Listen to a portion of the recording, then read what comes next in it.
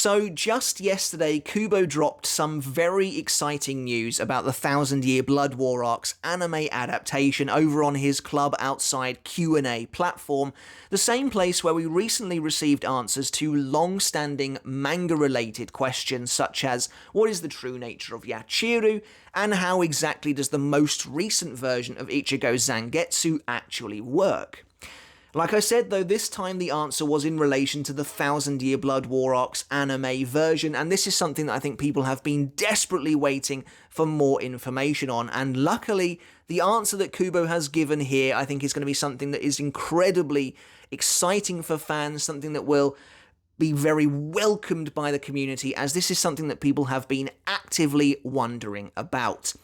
And that news is the fact that the Thousand Year Blood War Arc's anime adaptation will in fact expand upon previously established scenes in the manga. And for someone like myself who adores the Thousand Year Blood War, who adores just how much is going on at any one time, but also laments the fact that we didn't get to see so many Sternritter's full potential, that so many fights did happen off screen, this has me elated. This news has me very excited to dive into the nitty-gritty of this arc and really, hopefully, bring this war to shine. But what does this news mean exactly? What kind of scenes can we expect to see expanded upon, and what scenes would I personally love to see expanded on in this new anime version? Well, that's what we're going to talk about in this video today. Before we get started, however, guys, if you haven't hit subscribe yet, make sure to do that now, as you're in the perfect place for Bleach content like this every single week.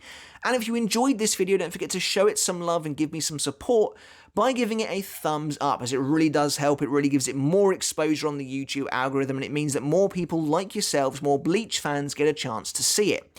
And finally, if you like what we do here, don't forget we have a Patreon as well, where you can get videos early. You can support me there for as little as $1 a month, and everybody on screen right now is doing just that. They're patrons of the channel, helping support me do what I love, which is bringing you content like this every week. So a massive thank you goes out to everybody on screen. Thank you so much. So yes, this is very exciting news, and I have a feeling that people will be loving this, loving the amount of new detail that's about to be brought to the Thousand Year Blood War arc. Like I said, I am a stickler for the details of this arc. I love the characters involved, and the fact, of course, that we got so many battles, but so many of them did occur off screen, was a direct result of the fact that we now had so many prominent bad guys in the arc in the form of the Sternritter, and that meant that to keep up with the heightened pacing in the manga, to kind of just do as much as Kubo physically could,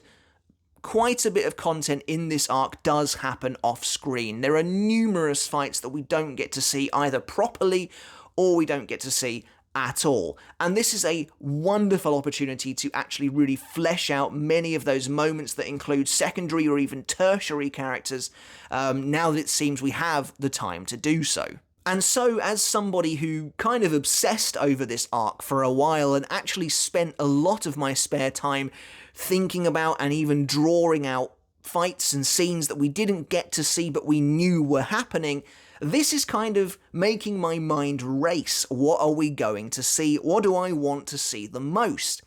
Before we actually talk about that, however, I think we just need to kind of break down exactly what this news means. What kind of scenes are we going to see expanded upon? Now, in his answer on the Q&A, Kubo actually specifies a scene in particular to give us an example of what he's talking about. And the scene in question is, he basically says that we will find out which Quincy attacked Rukia during the first Quincy invasion. Now, the scene he's talking about here is a slightly weird one. I think it's chapter 502, when Byakuya goes down against Asnot. Rukia senses his Reiatsu fading, and in the middle of a battle with an off-screen enemy, she turns and tries to run to Byakuya.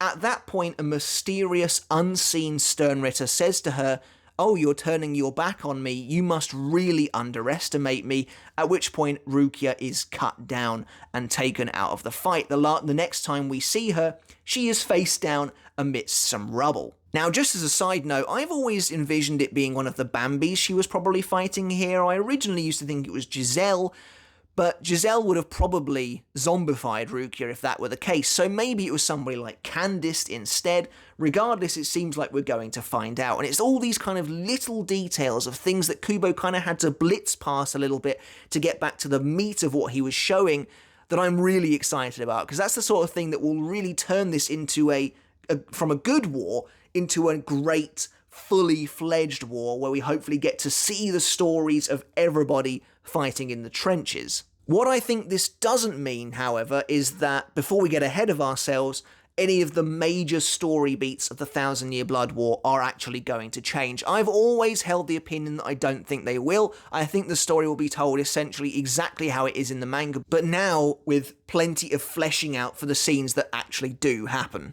But this, of course, is still very exciting. What kind of scenes can we expect to be expanded upon? Now we have some kind of a baseline expectation for the kind of scenes that these people are working with.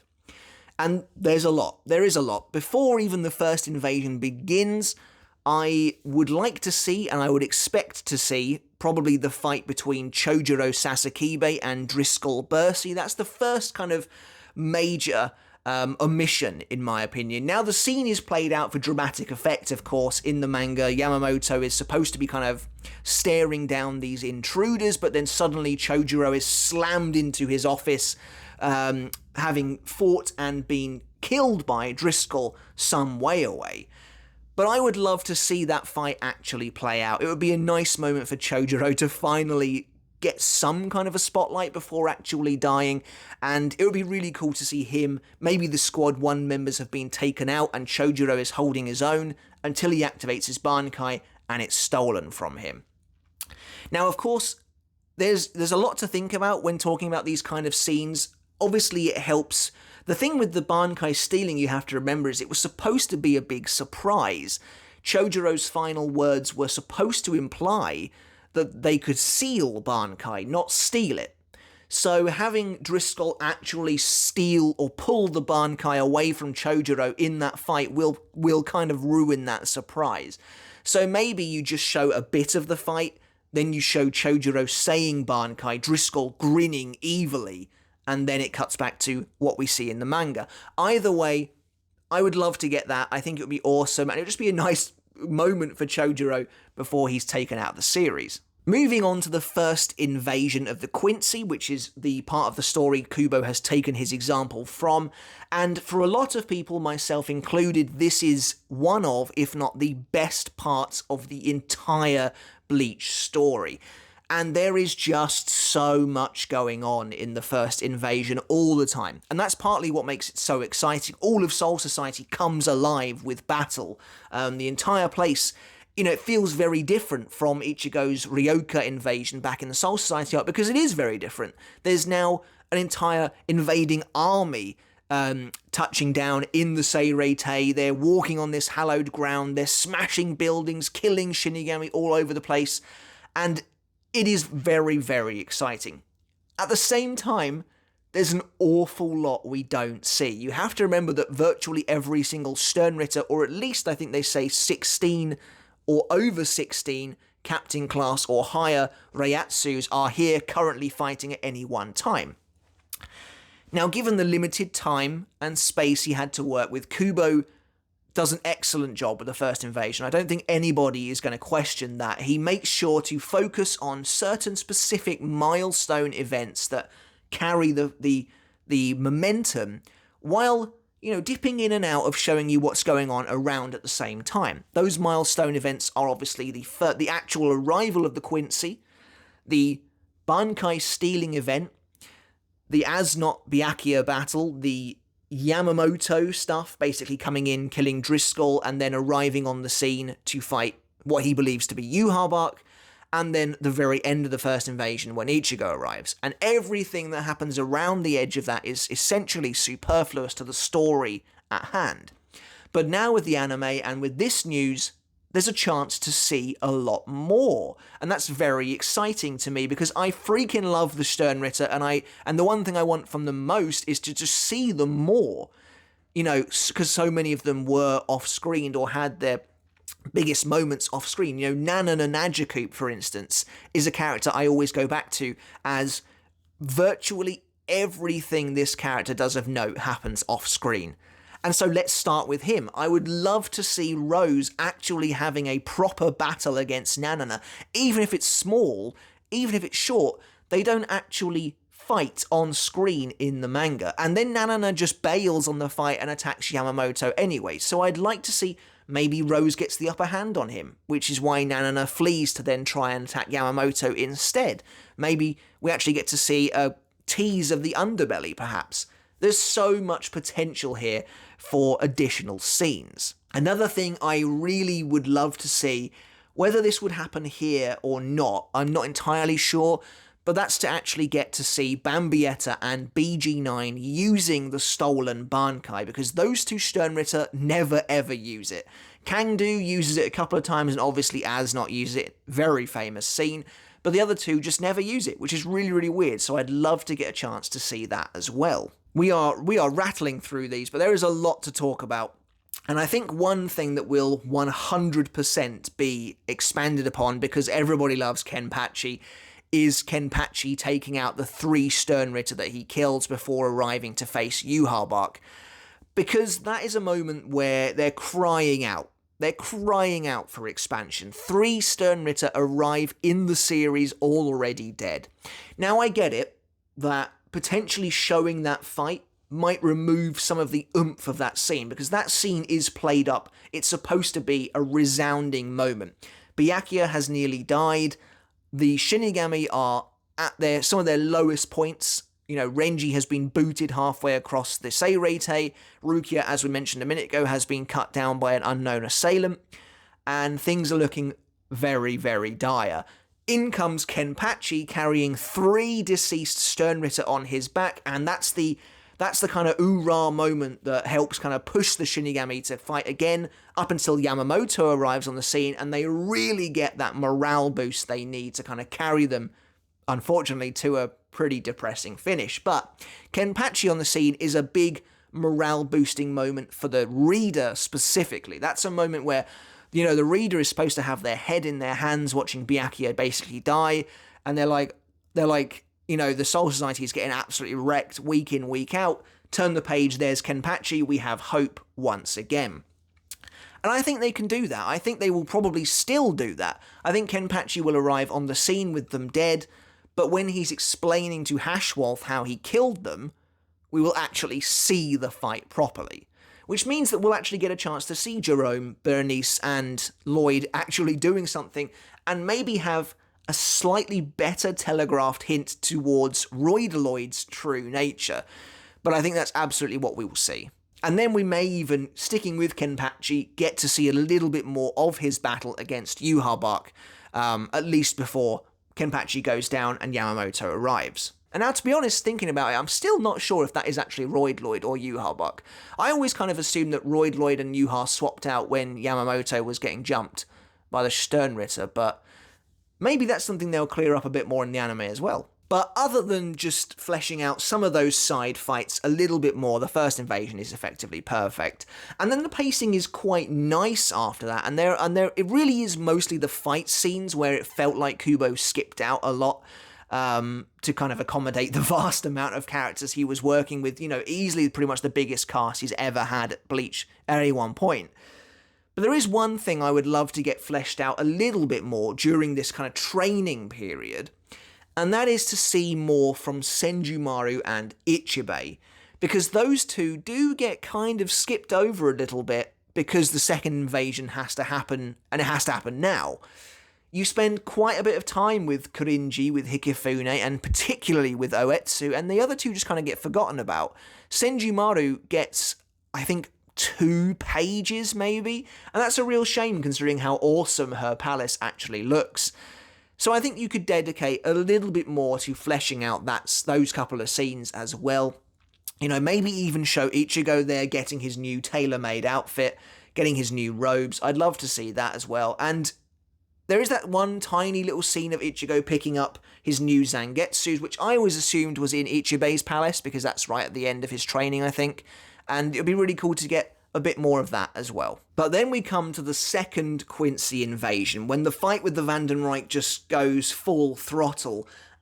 And coincidentally, this is also when the majority of fight scenes happen off screen, because there is just so much going on at any one time. And there are a lot of opportunities for cool little expansive moments here, I think. Potentially the first one that comes to mind for me is I would love to see Kang-Do do a little bit more, and you could really get that by having him fight Matsumoto. Because Matsumoto as well just kind of doesn't really do a lot in this arc, and she just reappears after helping Hitsugaya fight Basby briefly. She then vanishes, and then Kang-Do just arrives and dumps her body on the floor. And it's like, okay, where did she go? When did he attack her? I'd love to see all of that. Maybe she puts up a fight and gets beaten, therefore Kang-Do actually gets to do something before he gets taken out. I don't know, but regardless, I think that's an easy one to do right at the start. As much as the whole sequence with Kang and BG9 does kind of bug me, I don't expect we'll get too much more where they're concerned. I think most of those fights for the first day of the second invasion will kind of go unabated. You know, Az versus Rukia, you might get a tiny bit extra in that, but I don't know. And again, the same goes with Mask and Renji. I would love to get an extended battle scene with Rose and Kensei, because Lord knows they need it, but I don't know if we actually will or not. I think the real changes will start to come again as you move into the second day, and things start to speed up again a little bit, where Yuha begins to move on to the Royal Realm and stuff like that. There are a couple of glaring moments here, I would say, that would really benefit from some expansion. The first one being Shinji versus Basby, I think would be lovely to see play out, because Shinji is another character who gets to do basically nothing in this arc, despite showing up quite a bit. I would love to see him actually fight Basby, actually use Sakanade to escape Basby's Burner Finger 3.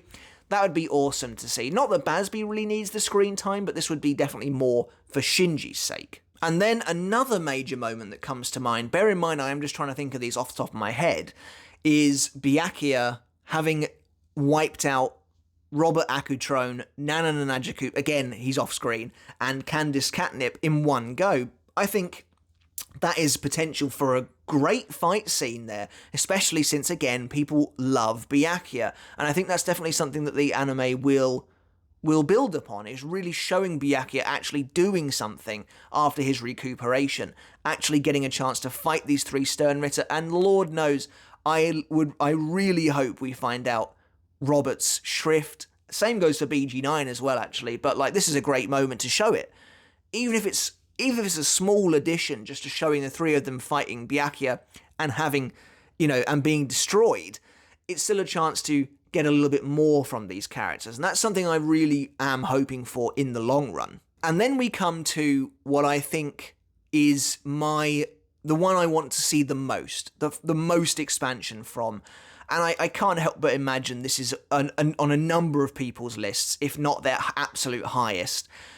And that is, of course, the battle between the Zero Division and the Schutzstaffel.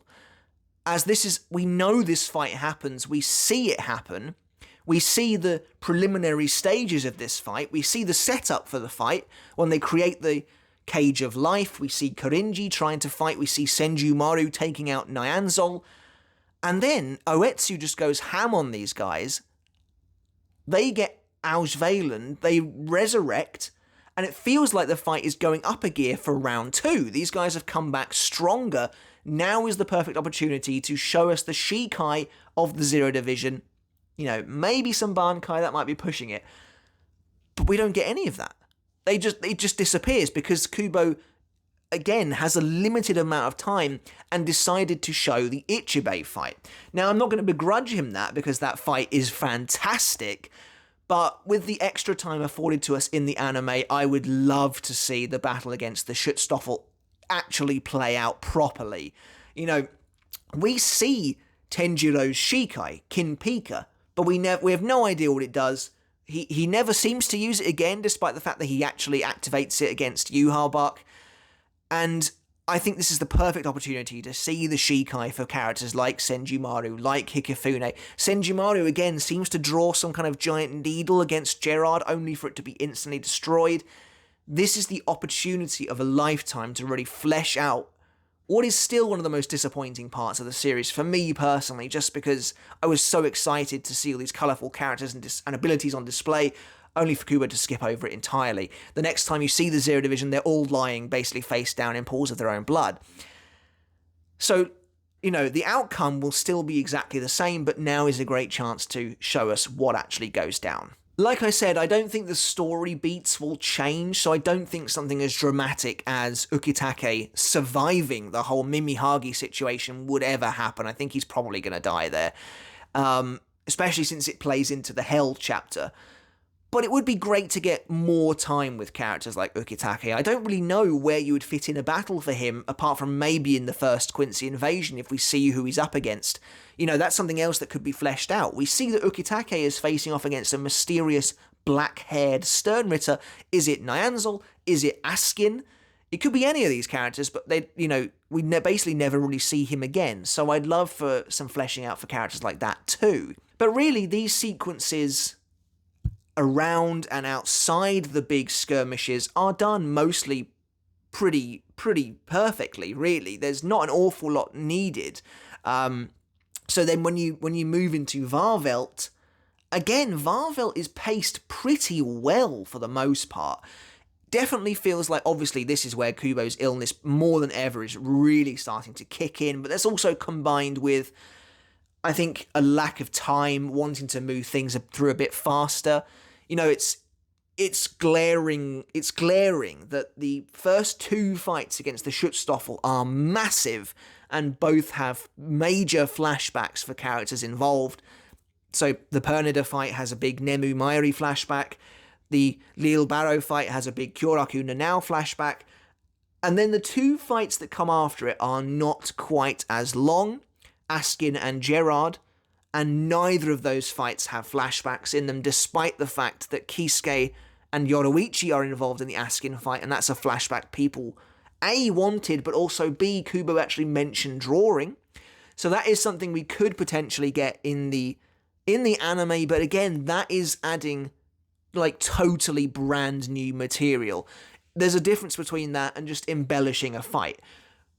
When I'm talking about embellishing a fight and actually showing us a fight, one of the best examples that comes to mind for me, because there is a precedent for this in Bleach. This has happened before, particularly with things like Uryu versus Yami. There's an entire fight that just doesn't happen in the manga that happens in the anime.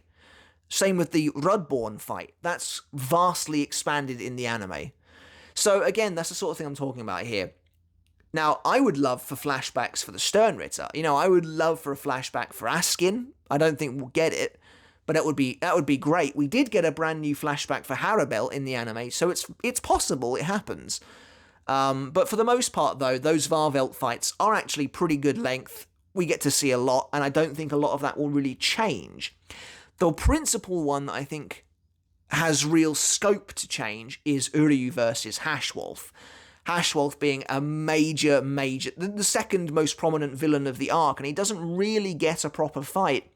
Now, don't get me wrong, I enjoy the ideological warfare going on between the two characters, but I'd also like to see them actually fight properly, and actually see Uryu really going all in on this guy and really struggling against him, because I think Hashwolf deserves it, and I think, crucially, Uryu deserves it as well. So that's something I could definitely see getting embellished in the anime too.